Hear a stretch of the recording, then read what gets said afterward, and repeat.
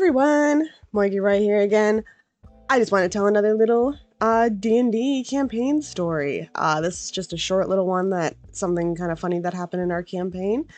And I feel that it is very relatable for many dungeon masters out there. My players were on their ship and they were traveling to an island.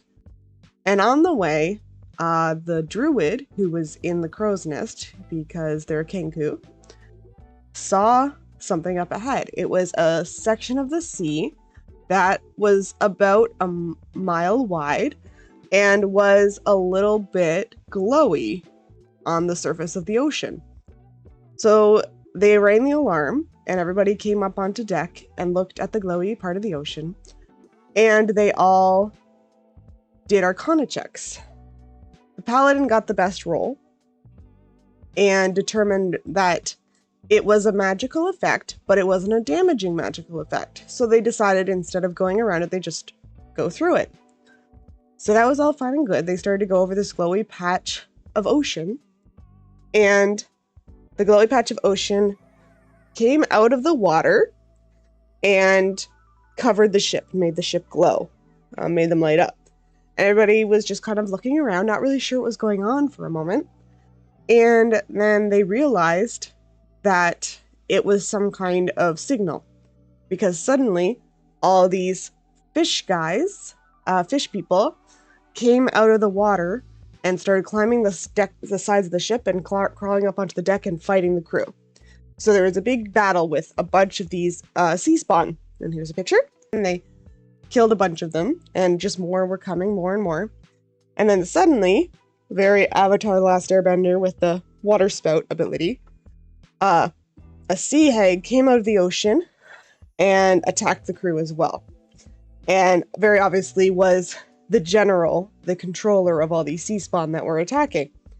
So their big fight ensued. She was fighting, they were fighting, the sea spawn were just keep coming out of the water, had them come out, a few more come out on every round. And so it was a big battle. And eventually, the bard got annoyed with the sea hag sniping people from a far distance and decided to snipe her back. So the bard cast polymorph on the sea hag and turned her into a duck. And they finished off the rest of the sea spawn, and they decided, well, she's a duck right now. She can't do much to us. So they just started going away with the ship. And the duck followed for a while. But polymorph lasts for an hour, and unless you harm the creature, they do not turn back into their form. So this duck kept following them for a while, keeping up with the ship. But then eventually the sea hag realized that she was getting a little too far away from her lair, and maybe this target was too much effort for her. So she went back to her lair and eventually turned back into a sea hag. But my players were very thrilled with themselves that they managed to deal with an encounter that had gotten quite overwhelming, and then had eliminated it with one move. And if you've ever seen Critical Role Campaign 2, this is a very similar thing that happened to Matt with a purple worm that he sent on his players when they were in a winter area. And, sometimes as a DM, you just gotta take it. It makes your players feel good when they're able to eliminate a threat, able to escape a combat without causing too much injury to themselves. And you kind of just have to accept it and be like, yep, that's the game. Some monsters don't have legendary resistances. Sometimes they get polymorphed into a duck. That's the game, that's D&D, and it makes your players have a good time. But yeah, I just wanted to share this little short story because it was very memorable for my players. And they have tried this tactic on many things in the future. It doesn't always work.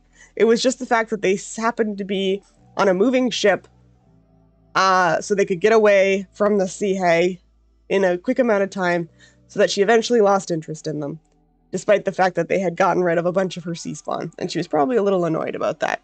If they ever go through that area again, maybe that sea hag will decide to pick another fight with them.